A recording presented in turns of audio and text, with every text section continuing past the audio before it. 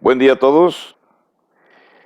Nos quedamos en el anterior video, el número 12, cuando estaba ya aconteciendo eso importante que Joel había profetizado, y en estos momentos de la historia está sucediendo lo del estruendo como de viento, lo de lenguas como de fuego y lo de hablar en idiomas o lenguas extrañas, en referencia a las 16 comunidades extranjeras representadas en ese grupo de personas que están escuchando a los apóstoles. Esto que está aconteciendo en estos momentos, entendemos que en el atrio de los gentiles, en el templo de Jerusalén, es precisamente el derramamiento del Espíritu Santo, así como fue profetizado por Joel, el profeta del Antiguo Testamento, en el capítulo 2, del 28 al 32. Entonces, una vez que ya esto ha sucedido, Dios ha seleccionado un grupo selecto de la humanidad para ser los representantes de las palabras donde se dice que todo cuerpo, todo ser, toda carne escuchará o podrá hablar de los prodigios de Dios. Pero no se está hablando literalmente de toda carne, refiriéndose incluso hasta los animales, sino que se está refiriendo a representantes de la humanidad, que en este caso van a ser las personas que posteriormente van a poder explicar, van a tener conocimiento extraordinario sin haber ido a la universidad para poder hablar acerca de Cristo Jesús. Ahora bien, esto es importante porque las clases sociales o la edad no va a ser impedimento para que las personas, después de este suceso acaecido en el año 33, las personas de toda clase social, de toda edad, puedan hablar acerca de Cristo Jesús, acerca de los mensajes de Cristo Jesús. Recuerden que la presentación del Evangelio no es enfatizar la persona del presentador o la persona del guía humano. Se trata de que hablemos acerca de lo que nuestro Señor Jesucristo hizo para venir a redimir a la humanidad. Así que ese grupo especial de apóstoles que van a recibir ese poder del Espíritu Santo es un grupo representativo de la humanidad. Ellos van a comenzar mostrando esas grandes capacidades que el Espíritu Santo les va a proporcionar. Quisiera analizar otra vez el verso 17 y verso 18 del capítulo 2 de Hechos, donde dice textualmente, dice así, y me toman mi Biblia, dice, y en los postreros días, dice Dios, derramaré de mi espíritu sobre toda carne, y vuestros hijos y vuestras hijas profetizarán. Vuestros jóvenes verán visiones, y vuestros ancianos soñarán sueños. Y de cierto, sobre mis siervos y sobre mis siervas en aquellos días derramaré de mi espíritu y profetizarán. Los versículos 19 al 20 no son importantes en estos momentos para explicarlos porque, bueno, después explicaremos los porqués, no son importantes, no nos afectan en la explicación acerca de cómo se inicia la iglesia de Cristo en el primer siglo. Ahora bien, cuando nosotros le ponemos énfasis a las palabras que aparecen en los versos 17 y 18, profetizar o profetizarán, en la Biblia esto significa hablar por Dios, hablar en lugar de Dios o hablar el mensaje de Dios. El aspecto más importante de las palabras de los apóstoles no era que las hablaban milagrosamente. No, ese no era el aspecto más importante. El aspecto más importante era que las hablaban porque Dios les había dado ese poder. Y automáticamente, así como usted y yo, en esta época moderna, utilizamos una USB y la introducimos en la memoria, la introducimos en las ranuras, en el puerto de nuestra computadora, y automáticamente todo lo que está inserto en esa memoria va a aparecer en la pantalla de nuestra computadora, claro, haciendo los movimientos adecuados. Bueno, si acaso la explicación es pertinente, en este momento los apóstoles van a recibir el chip, van a recibir la USB. y en su mente, en su cerebro va a ser inserto una gran cantidad de conocimiento, si acaso esto puede explicar la forma milagrosa en que ellos adquirieron conocimiento que antes no tenían. Por eso Pedro, cuando se levanta, él va a afirmar con valor que él y los otros apóstoles estaban hablando por la inspiración del Espíritu Santo de Dios. Ahora sí, Pedro y los demás apóstoles ya están listos para iniciar el gran sermón sobre Cristo y sobre la resurrección. No van a hablar de otra cosa, van a hablar de Cristo y de su resurrección, que en realidad ese es el mensaje del Evangelio que usted y yo debemos de proclamar por todas partes del mundo. ¿Quién fue el Cristo que se nos menciona en el Nuevo Testamento y cómo fue su muerte, su sepultura y su resurrección? Y después de su resurrección, cómo fue su ida hacia el cielo, su viaje hacia el cielo y su promesa que los dos ángeles dieron de que un día iba a regresar para recoger a todo aquel grupo que él le llama su iglesia. Y se los iba a llevar al reino preparado, al lugar preparado por su Padre, donde hay muchas moradas. Si no aceptamos esas explicaciones sencillas y hacemos búsquedas búsquedas muy profundas de mucho conocimiento, le quitamos la sencillez al mensaje presentado por los apóstoles. Miren, obviamente el versículo 19, el versículo 20 y el 21, sobre todo el 20 y el 21, lo vamos a pasar por alto. Y vamos a insertarnos casi en el versículo 22. Pedro citó esas palabras para completar la totalidad de la profecía de Joel en Joel 2, del 28 al 32. Pero no necesariamente son parte importante para conocer cómo podemos ser salvos nosotros. Incluso Pedro no se molestó en explicar esos asuntos de que el sol se convertirá en tinieblas, la luna en sangre, antes que venga el día del Señor grande y manifiesto, y todo aquel que invocar el nombre del Señor será salvo. No se preocupó en explicarlo, pero ahorita existen bastantes comentaristas, unos a favor, otros en contra, sobre diversas opiniones que no vale la pena mencionar en estos momentos acerca de estos versículos. Y continuamos entonces. Miren, ¿cuál es el significado de estas palabras? Bueno, no son esenciales para comprender el mensaje importante que Pedro va a estar enviando. Incluso el tipo de lenguaje que se utiliza no debe de ser tomado en cuenta en forma literal, porque recuerden que la enseñanza que está dando Joel es por medio de símbolos. Entonces, en forma simbólica, todavía no es tiempo de explicarlo. La terminología que usó Joel respecto al sol y a la luna es una terminología que en el Antiguo Testamento se utiliza constantemente, pero se utilizan para referirse al momentum. La palabra momentum significa el momento cumbre de las acciones de Dios. La palabra momentum es algo que está en el momento adecuado, lo que está aconteciendo, vamos a decirle el momento del mayor éxtasis en una situación. Entonces, realmente en estos momentos no va a ser necesario incluir estas explicaciones de los versos 20 y 21 en nuestros planes, a nuestro propósito de explicar el plan de salvación, o de explicar cómo podemos salvarnos, o de explicar cómo Pedro inicia el proceso prácticamente para que la iglesia sea nacida en esos momentos de la historia. Ahora, si ya tenemos ya estos pensamientos, ya lo hemos explicado, entonces podemos preguntarnos a qué evento se refieren todavía esas palabras de Joel en esos versículos. Bueno, ya expliqué que muchos piensan que se refiere al momento del juicio final.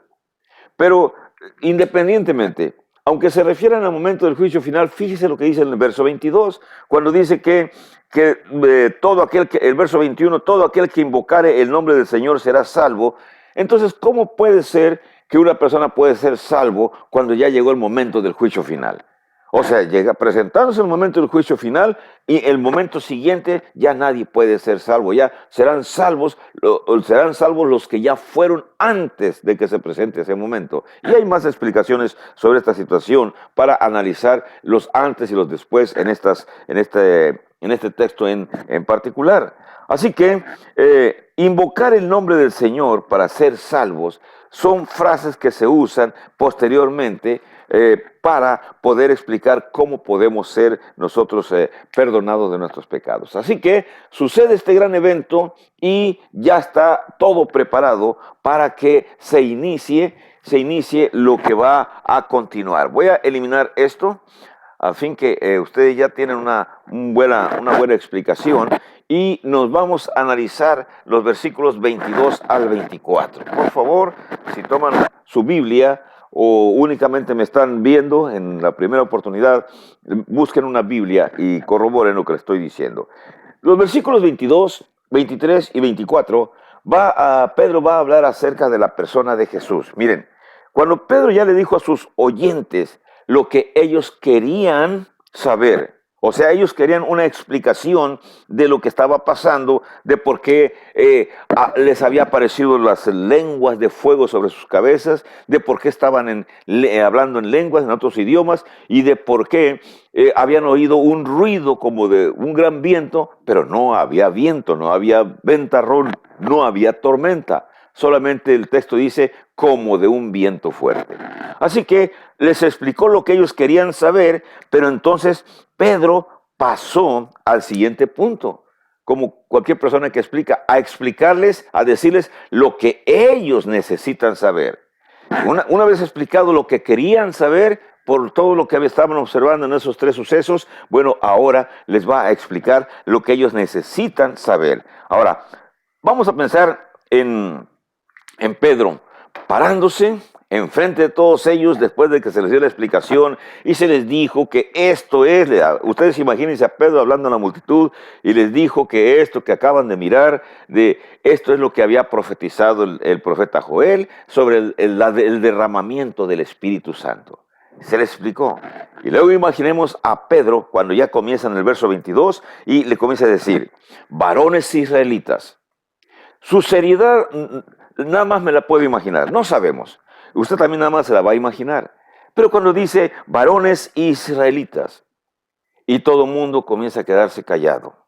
Oíd estas palabras. Jesús Nazareno, que fue un varón aprobado por Dios entre vosotros, con las maravillas, con los prodigios, con las señales que Dios hizo entre vosotros por medio de él, como vosotros mismos sabéis. Estas frases que está diciendo Pedro, hasta el verso 24, dice el verso 23, dice, a este, entregado por determinado consejo y anticipado conocimiento de Dios, prendisteis y matasteis por manos de inicuos, crucificándole. Y la multitud callada y oyendo lo que Pedro está diciendo. Imagínense, no había bocinas, pero imagínense la autoridad que Pedro tuvo en ese momento, ya inspirado por el Espíritu Santo, para calmar a la multitud que estaban en su cuchicheo y entonces todos callados escuchando lo que Pedro está diciendo, que es lo que nos sugiere esa imagen de los versículos que estoy leyendo. En el verso 24, al cual Dios levantó, refiriéndose a la resurrección, suelto los dolores de la muerte, por cuanto era imposible que fuese retenido por ella. Esos versículos del 22 hasta el 24 nos están hablando algo de la persona de Jesús. Sobre todo las cuestiones estas. Primero les narra su origen, varón nazareno, correcto. Provenía de una familia en Nazaret, de acuerdo al censo, aunque fue llevado a Belén para nacer, pero fue censado o fue contado con población de Nazaret. 2, varón aprobado por Dios entre vosotros. O sea que tenía todo el beneplácito de Dios durante su vida terrenal. Hizo maravillas, prodigios y señales Dios por medio de él. Era perfectamente conocido para todo ese grupo que estaba ahí presente que Jesucristo había hecho grandes señales, grandes milagros, grandes maravillas, grandes prodigios, y todos estaban enterados de esa situación.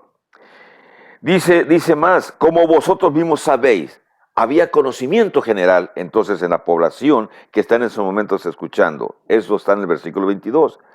Las cosas que Jesús hizo no se habían hecho prácticamente a las escondidas, en algún rincón escondido, en alguna isla desierta o en alguna parte donde existen, como por ejemplo cuando las gentes van a buscar los brujos, van a buscar los magos, y allá a las escondidas, allá están viendo sus bolas mágicas y están haciendo sus trucos para engañar a los incautos. Jesús no hizo eso. Jesús hizo sus maravillas a vista de cientos y de miles de personas. Y sus maravillas eran tan conocidas que el Imperio Romano llegó a tener conocimiento de esas maravillas, de esas acciones que Jesús realizó. Así que era del conocimiento de todos que él había hecho milagros grandes. Por supuesto, usted puede releer Mateo, Marcos, Lucas y Juan, y los apóstoles narran varios, no todos, pero varios de los milagros que nuestro Señor Jesucristo realizó. Voy a buscar uno, particularmente en Juan, está más cerca de Hechos, capítulo 9, versículo 26, déjenme ver aquí el párrafo. Dice en el 9, verso 16, el ciego, dice, entonces algunos de los fariseos decían, este hombre no procede de Dios porque no guarda el día de reposo. Y otros decían, ¿cómo puede un hombre pecador hacer estas señales? Y había disensión entre ellos, porque se había sanado Jesucristo a un personaje que tenía problemas de vista, y Jesús hizo lodo, se lo puso en los ojos y la persona recuperó la vista. Lea usted todo el capítulo 9 de Juan, el Evangelio de Juan, y usted encontrará esa historia. Así que esos milagros Jesús los hizo y la población no sabía. Capítulo 12 de Juan, verso 37, encontramos otra situación, dice desde el 36, entre tanto que tenéis la luz, creed en la luz para que seáis hijos de luz. Estas cosas habló Jesús y se fue y se ocultó de ellos. Pero a pesar de que había hecho tantas señales delante de ellos, no creían en él. Esa era la actitud del mundo judaico. Jesús había demostrado con señales que era un ser superpoderoso, era Dios mismo en la tierra, pero aún así los judíos no creyeron en él. Es importante. Así que lo que Pedro está puntualizando aquí mismo en el sermón que está comenzando a hablarles a la multitud reunida, eso es algo importante, era lo mismo que había dicho Nicodemo cuando estaba en la tierra. ¿Qué cosa dijo Nicodemo cuando Jesús todavía estaba aquí en la tierra? Capítulo 3, verso 2 de Juan. Bueno, vamos a buscar en Juan capítulo 3, verso 2, y notemos las frases que ahí se menciona, que sorprendido Nicodemo dice. Verso 2 dice, verso 1, había un hombre de los fariseos que se llamaba Nicodemo, un principal entre los judíos. Este vino a Jesús de noche y le dijo, Rabí, sabemos que has venido de Dios como maestro, porque nadie puede hacer estas señales que tú haces si no está Dios con él. Cuando Nicodemo dice esas palabras, se entiende que entre el corrillo, entre el grupo de los principales fariseos, donde Nicodemo se movía, la mayoría, un buen grupo de ellos, creían y decían, no, esta persona, refiriéndose a Jesús, viene de Dios, porque no hay nadie que pueda hacer los milagros que él está realizando, las señales que está realizando, si no estuviera Dios con él. O sea que en pocas palabras, muchos fariseos estaban convencidos y creían, pero recuerden que no lo manifestaban públicamente porque tenían temor de ser expulsados del lugar donde se reunían, de la sinagoga. Cuando Pedro dijo la palabra entre vosotros, señaló a aquellos cuyos hogares se encontraban en Palestina, no precisamente a las 10,000 personas presentes, porque ahí había muchos que venían, recuerden que venían de otras regiones, y había cuando menos 16 naciones representadas, 15 naciones, bueno, las que hayan sido representadas en ese grupo. Pero cuando dice entre vosotros, es más posible que se refiera al grupo de los judíos que habitaban en el área y que constantemente estaban viendo o sabiendo de los milagros que nuestro Señor realizaba. Así que Me imagino a Pedro diciendo, ese que ustedes han visto entre vosotros y abriendo los brazos en forma ancha como cualquier ministro cuando usa los brazos, los movimientos, para dar énfasis a lo que está diciendo, señaló y dijo prácticamente todos los de Palestina que saben desde Judea, Samaria, Galilea, Perea, Traconite y todos los lugares que están en la Palestina del Antiguo, del Nuevo Testamento, a los inicios del cristianismo, sabían de Jesucristo. No es una historia oculta. Así que también recordemos que había un tema que era el momento de hablar en Jerusalén. ¿Qué estaban hablando en Jerusalén durante los últimos 50 días antes de que pasase el suceso de la venida del Espíritu Santo?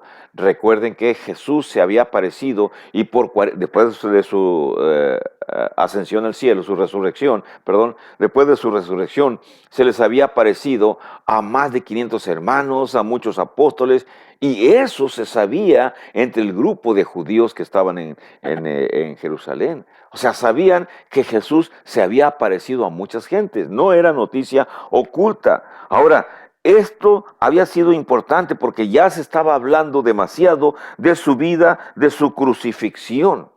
Y usted y yo, que es una parte importante de la cuestión de la transmisión del Evangelio, usted y yo, cualquier persona que quiera transmitir el Evangelio, es necesario para nosotros hablar de lo mismo, de la vida de Cristo Jesús, de la muerte de Cristo Jesús, de la crucifixión de Cristo Jesús, de la resurrección de Cristo Jesús, y utilizando los últimos párrafos, últimos versículos de Lucas y los primeros versículos del primer capítulo de Hechos, podemos narrar acerca de la ascensión. Déjame irme hasta el 24 de Lucas, verso 18, para que veamos esta cuestión que le estoy mencionando. Dice 18, respondiendo uno de ellos que se llamaba Cleofas, le dijo, ¿eres tú el único forastero en Jerusalén que no has sabido las cosas que en ella han acontecido en estos días? Voy a añadir la palabra en estos 40 o 50 días. O sea, había forasteros que no conocían toda la historia, es verdad, estaba llegando mucha gente también para estar presente en la celebración de la fiesta de Pentecostés.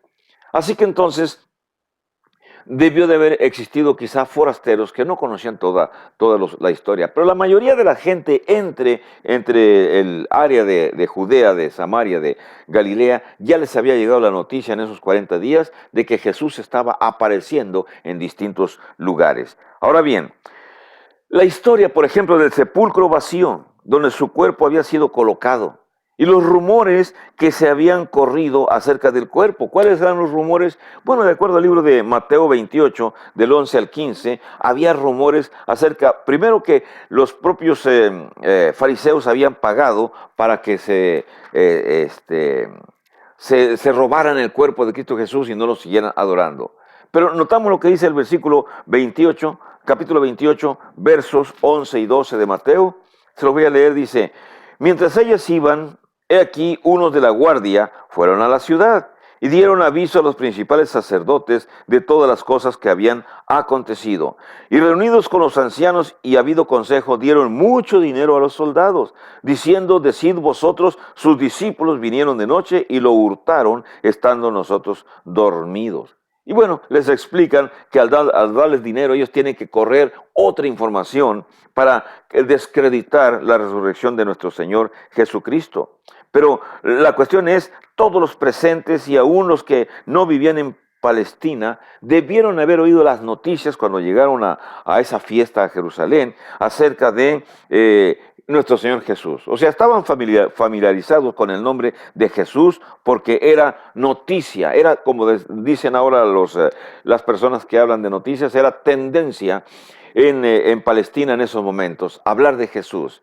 Si en aquel entonces hubiera existido las calificadoras como actualmente, quizá ya hubiera roto récords en personas que sabían acerca de su presencia. Así que había documentos, había milagros que estaban bien explicados, que estaban bien documentados, que estaban bien conocidos por la población. Así que cuando Pedro está hablando a esa multitud, la multitud está callada y está oyendo porque están listos para escuchar una nueva explicación. Ahora sí, les va a decir algo que los oyentes no sabían. Cuando les dice, a este, entregado por el determinado consejo y anticipado conocimiento de Dios, lo agarraron prisionero, lo prendisteis y lo matasteis por manos de inicuos. Los inicuos son los soldados romanos, ya sabemos. Pero cuando ya Pedro les dice eso, ustedes imagínense viendo la cara de todos los judíos mirándose unos a otros y nosotros, ¿cómo? ¿Cuándo? ¿Acaso nosotros? ¿Pero qué hicimos? Y entonces Pedro obviamente les está diciendo acerca de esa situación. Noten ustedes lo que dice el verso 23. A este entregado por determinado consejo y anticipado conocimiento de Dios, ustedes lo prendieron, ustedes lo mataron por manos de los romanos y lo crucificaron. Cada uno de ellos recordaba, posiblemente la mayoría, el proceso, lo más seguro que la mayoría, el proceso de enjuiciamiento, el proceso que se llevó para la acusación contra nuestro Señor Jesucristo y por fin el dictamen dado por las autoridades, que sea crucificado. Obviamente Pilato lo hizo para congraciarse con los judíos, pero en realidad se lavó las manos, dice la historia, se lavó las manos y cayó la culpa nada más sobre los judíos, el haber sido obsesivos para obligar al procurador a que se entregara a Jesucristo y que fuera crucificado. Ya estaba escrito. El texto dice que por el anticipado conocimiento de Dios. Así que en estos momentos, ustedes imagínense a esa población, ¿qué pasó en su cardia? ¿Qué pasó en su corazón? Estaban dolorosamente entristecidos, porque ellos como pueblo habían rechazado a Jesús y habían demandado su muerte y habían solicitado que se liberara, recuerden ustedes, a los ladrones, bueno, a la otra persona que fue liberado cuando Pilato les ofreció. ¿Les liberó a Jesús o les liberó a este criminal? Y dijeron ellos, no, libéranos a aquel criminal. Deja y crucifica a Jesús. Ahora, el primer detalle que el primer detalle que Pedro dice acerca de Jesús, dice, su muerte ya estaba planeada por el determinado consejo de Dios. La multitud no va a entender todavía ese concepto, pero usted y yo tenemos que saber que la muerte, sepultura, crucifixión de Jesús, el repartimiento de su ropa, ya había sido profetizada desde el Antiguo Testamento. Así que un buen grupo de eruditos, y en este caso Pedro, ya inspirado por el Espíritu Santo, está hablando acerca de la persona de Jesús y está diciendo que ellos entregaron a Jesús, lo entregaron, pensaron que en ese momento estaban soliviantados por Satanás, pero en realidad ese era el plan. El plan era que nuestro Señor Jesucristo muriera para que usted y yo pudiésemos ser rescatados de nuestros pecados. Es lamentable que usted, aún oyendo esta historia, aún así no se conduela, pero aquella multitud es representativa también de usted y de mí y de toda la humanidad actual. O sea que de los 10,000 reunidos, nada más va a haber un tercio, bueno, una cantidad pequeña, la tercera parte, vamos a decir así, que sí van a creer en Jesús. Yo manejo el número de 10,000 personas y solamente 3,000 van a obedecer el mensaje posteriormente. ¿Y qué pasó con los otros 7,000? No lo aceptaron o no sabemos si después se convirtieron. Si usted estuviera en esos momentos ahí de la historia, ¿de cuál grupo sería usted? ¿Del grupo que aceptó las palabras de Pedro e inmediatamente obedecieron el Evangelio y aceptaron seguir a Cristo? ¿O sería usted del grupo de los otros 7,000, el otro 66% que no aceptó a Cristo Jesús? Solamente usted sabe si usted formaría parte del 33% que sí acepta a nuestro Señor Jesucristo como nuestro Salvador e ingresa a su iglesia, o usted es parte del 66% que no lo acepta. Reciba bendiciones y nos miramos en el video siguiente. Que la pase bien.